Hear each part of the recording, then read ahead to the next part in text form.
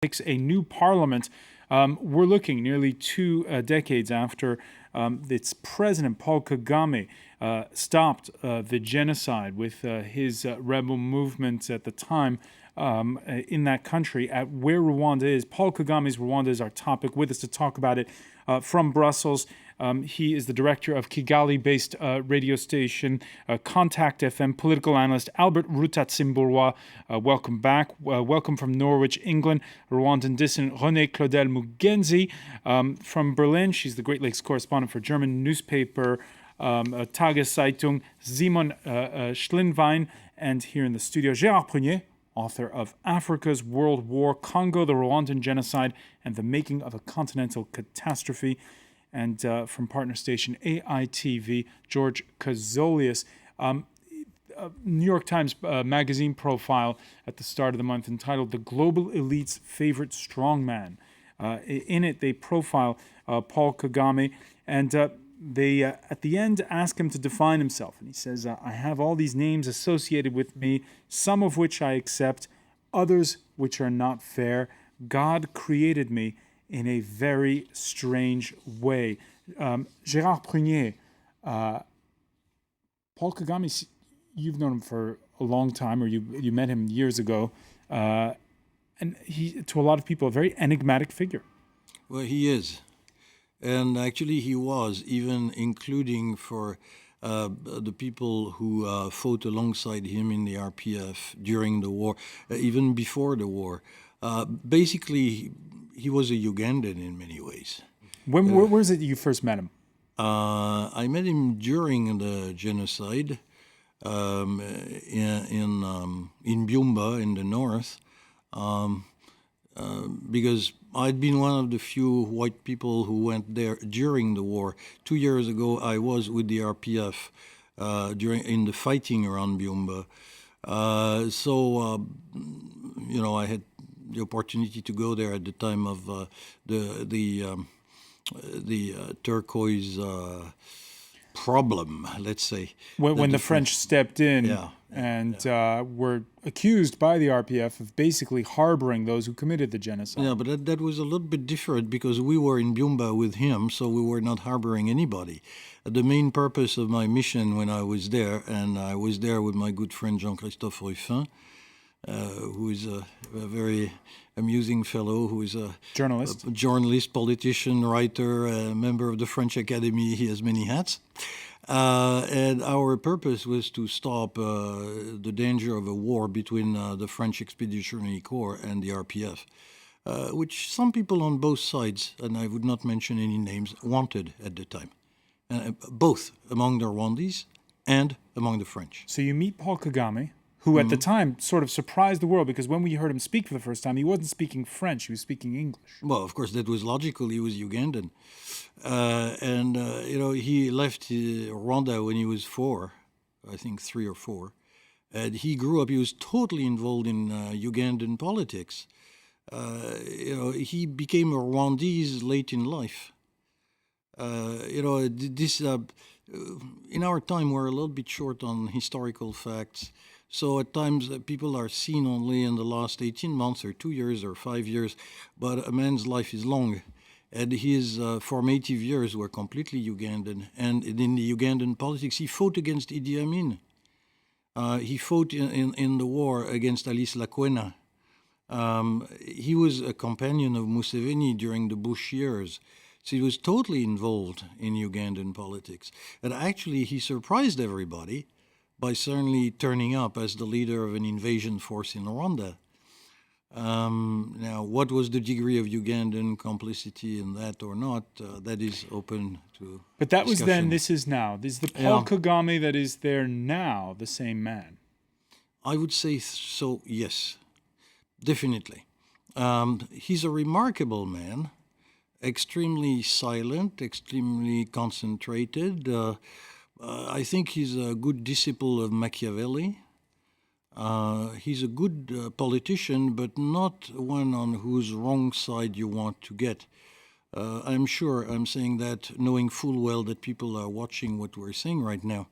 And I know that I have to measure my step because opponents in Rwanda have a bad habit of having accidents. And when you say things that the regime doesn't like, your life can be at stake. René, CLAUDEL, MUGENZI, you say that you got a threatening letter living in the UK. You say you got it the day after you phoned in a BBC show and asked Paul Kagame a question. It's actually 4 days after, about 2 weeks after, when the police contacted me. They told me that they have credible evidence that the Rwandan government is trying to assassinate me, and then they give me protection for some period. And this is not something surprising because the Rwandan government have been committing assassination in Rwanda or outside of Rwanda to killing anyone who don't speak, who have got different views, especially those who are there to express them. Albert RUDATSIMBURWA, what do you think of the portrait of Paul Kagame that we're painting? A Machiavellian who's smarter than his opponents? Well, now I know why you cut me off in the first part of this There's no conspiracy there, Albert. But anyway, I think this is a pure fantasy. Whatever these my two colleagues on this debate were talking about before, I think for a Westerner to come in just a couple of hours and spend with an African rebel in the guerrilla and then blah blah blah, and then becoming an expert on how he portrays him, I think it's a lot of it's a lot of fantasy. And then MUGENZI, being an asylum seeker in the West, making him already suspicious of doing things like that, and I could say, where are the facts? Who are these opponents who have been killed by the regime that we know? So for me, Kagame is, and when my colleague says he's a Ugandan, my God, I mean, how does he know what is even Uganda, what is Rwandan? But Paul Kagame is very much Rwandan. He grew up outside Rwanda, like many diaspora people who had to flee actually Rwanda in the late 50s, and they grew up in a Rwandan environment wherever they were, and then they came back in the 90s and after the genocide. So Kagame, I must say, according to me, there's something special about the man, that every enterprise that he starts, he makes it a success story. Because what we have to recall also is that when the RPF started the struggle in 1990, he wasn't there. He wasn't present. He came only later. And by the time he arrived, actually, the whole struggle was in serious problems. And he reorganized everything and made it what we all know. He stopped the genocide.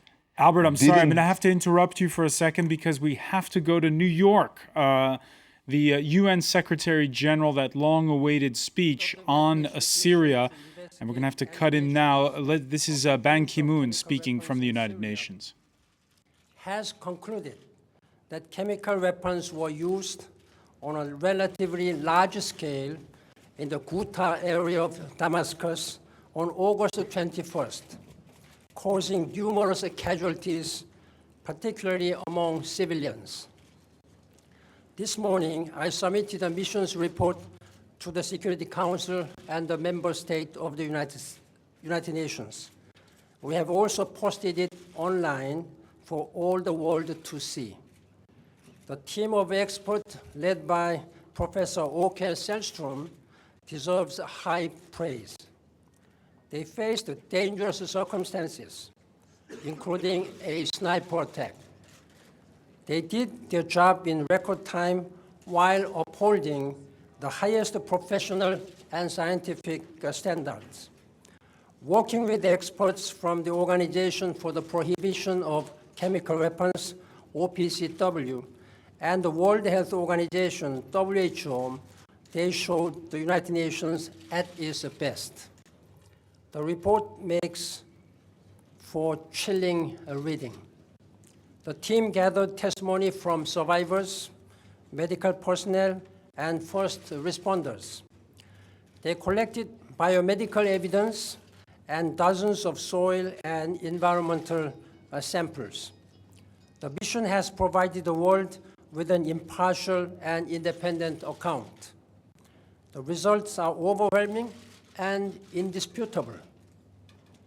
85% of the blood samples tested positive for sarin.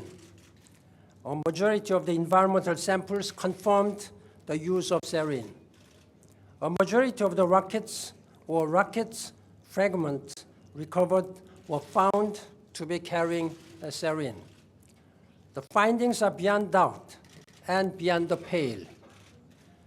This is a war crime and grave violation of the 1925 protocol and other rules of international law, customary international law.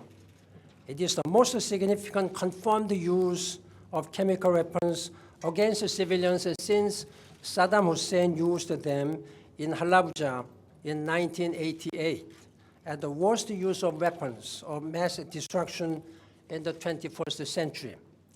The international community has a responsibility to ensure that chemical weapons never re-emerge as an instrument of warfare. Syria's accession to the Chemical Weapons Convention and its belated acknowledgement that it possesses chemical weapons are welcome developments that come with strict obligations. I also welcome the agreement reached over the weekend between Russian Federation and the United States on a framework to eliminate Syria's chemical weapons.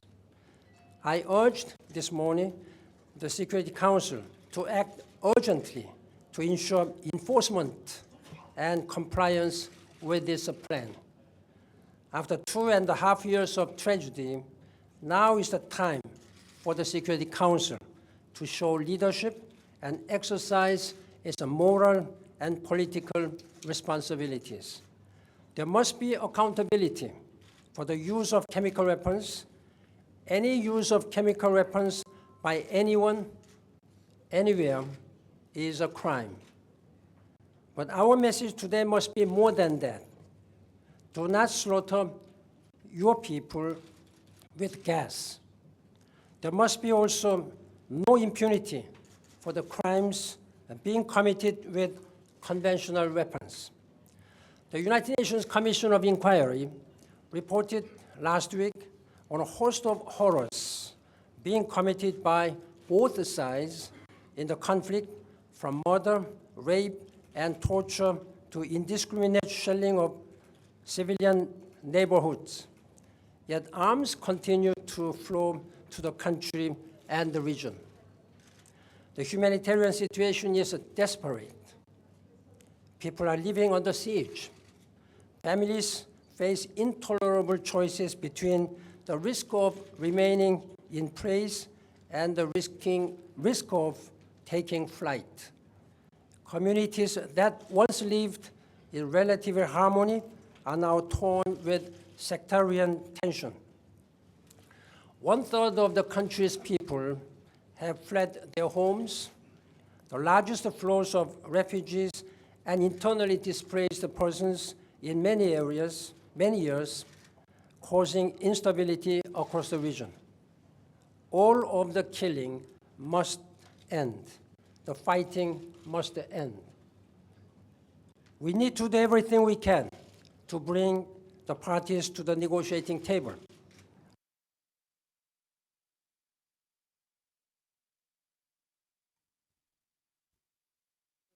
On Syria in Geneva as soon as possible. I look forward to meeting with the Foreign Minister Lavrov of Russia and the Secretary Kerry of the United States later this month, and hope we will be able to set a date for the conference at that time. The UN mission will return to Syria as soon as it can to conduct the other investigations for which it was established. My hope is that this incident will serve as a wake-up call for more determined efforts to resolve the conflict and end the unbearable suffering of the Syrian people. Thank you. Thank you very much. Mr. Secretary General, based on the munitions and the delivery systems, some of which have signatures, have you made an assessment of who is to blame? And if so, how do you propose to hold them accountable? Thank you. The mission of Dr. Sellstrom's team has been able to determine objectively that sarin was used on a relatively large scale, as I have said. It was the team's job to determine whether and to what extent chemical weapons were used, not who used them. It is for others to decide whether to pursue this matter further to determine responsibility. We may all have our own thoughts on this, but I would simply say that this was a grave crime, and those responsible must be brought to justice as soon as possible. Thank you. Secretary General, the Russia-US plan gave them President Assad 1 week to declare all his sites. So will you be sending back inspectors very soon to Syria? Yes. As soon as we have an agreement with the Syrian government, I have asked Dr. Sellstrom and his team to return to Syria to continue their investigation in Khan al-Assal and other areas for a final report. I have discussed this matter with Director General of OPCW and the Director General of WHO. They have all confirmed their readiness to support this. As soon as possible. Thank you. Secretary General, you have spoken repeatedly of the need for accountability and ending impunity. Now, how exactly are you proposing this is to be done for war crimes, as you mentioned? Is it, if not the Security Council, is it the ICC? And what are you personally ready to use of tools available to you as Secretary General for guaranteeing that there is such accountability? As I have repeatedly said, that those perpetrators who have used chemical weapons or any other weapons of mass destruction in the future will have to be brought to justice. This is a firm principle of the United Nations and international law and international humanitarian law. How to do and how to promote this and when to do, this will be the subject of ongoing discussions in the Security Council, and I will be ready to discuss this matter.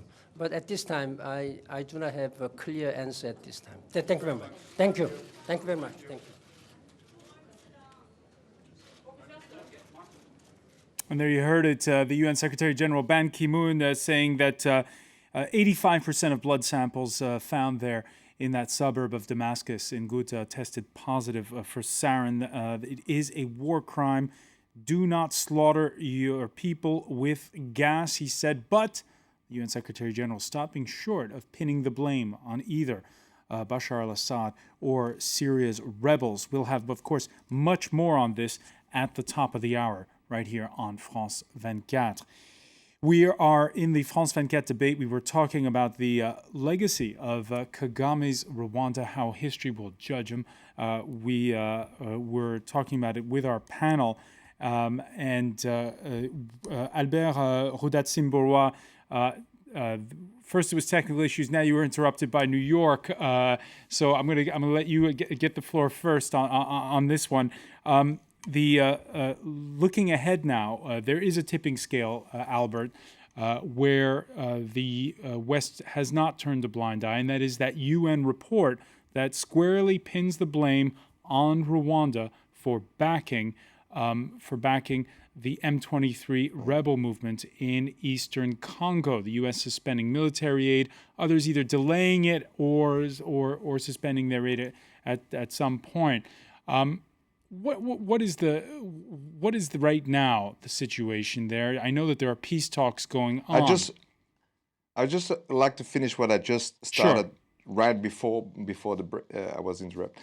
There are opinions, there are fantasies, but there are facts. And the facts are what? If your question was, what do you think of President Kagame? And I say, okay, this is the guy, because I know time is not at our side. This is the guy that in 1990 comes in when the rebel movement has quite some problems in the beginning, gets it until the end, fights the genocide, stops the genocide when everyone else wasn't around, then even decide that there couldn't be any revenge.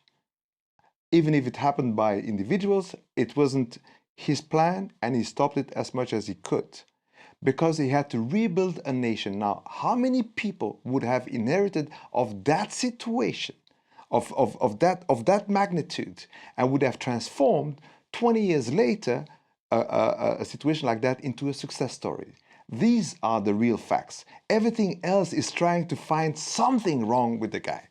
Now, going back now to Congo, I think it's one of my colleagues, I won't name it here tonight, who says that this is like the country of Pippi Langkous, where everybody lies from sunbreak to sundown. And so you have reports always based on third parties. Why in 2013 don't you come with smoking guns evidence? So are you saying that, for instance, the defense minister, James Kabarebe, does not directly pull the strings on the M23? Of course not. And I've been covering the region ever since '94. It's now 20 years almost. It's not that is not the situation. But people don't, I mean, we have such a short memory in fast food news that we forget that in 2009, there was this agreement between Kinshasa and Kigali. And of course, one of the architects was James Kabarebe, who had most of the people who are in the military in Congo and in Rwanda, and also in the rebel groups under him at a certain time. So this guy has been trying to keep that alive. Because remember, the whole story of the M23 started when suddenly the pressure was on Kabila from the West. He had been badly elected, and everyone was telling Kabila, bring us Bosco Ntanga's head, and we'll give you some more time. And then he stopped the Amani Leo, that framework agreement that was between Kinshasa and Kigali. So at that time, when Kabarebe tried to keep everything together, that's when a report will come and say, he's the guy pulling the strings. Simone Schlindwein, let me ask you, do you read the situation in Eastern Congo the same way? The situation in Eastern Congo is totally complex. And like Albert says, yes, these people are fighting. They're not fighting because of Rwanda, or Rwanda is the main reason behind these things. There's a headache in Congo, and Rwanda is also like this thing in Eastern Congo. What happens right now is one symptom of a huge, much massive problem inside Congo itself. The reading if and how Rwanda supports M23 rebels in the Eastern Congo war is also, I think, a very complex question. You cannot say this is Rwanda and this is M23. Inside Rwanda, I guess there are people personally linked to leaders inside M23, and inside M23 there are certain leaders of this rebel movement linked to Rwanda in a negative or in a positive way. Some of them trained in Rwanda in their childhood, in their youth, as well as they had been fighting with the Rwandan forces. Some of them agreed with them, some of them disagreed. I would not say there is a clear, they are not twins, and there are also like inside disagreements between the one and the other fractions, which they really can't stand each other. So it's really difficult to say, yes, there is 100% backup or support from the Rwandese side to the M23 rebels. Everybody is manipulating the other one and the other side in this really, really complex war. A really complex situation, Simone.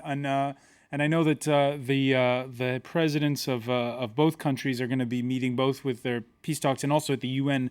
Perhaps they'll meet at the UN at the end of the month when there's the annual assembly. Simone Schlindwein, I want to thank you for joining us from Berlin. I want to thank as well in this discussion Gérard PRUNIER and George KAZOLIAS for being with us, as well as Albert RUDATSIMBURWA for being with us from Brussels. Thank you for joining us here in the France 24 debate. That was a bit clunky because unfortunately we got cut off.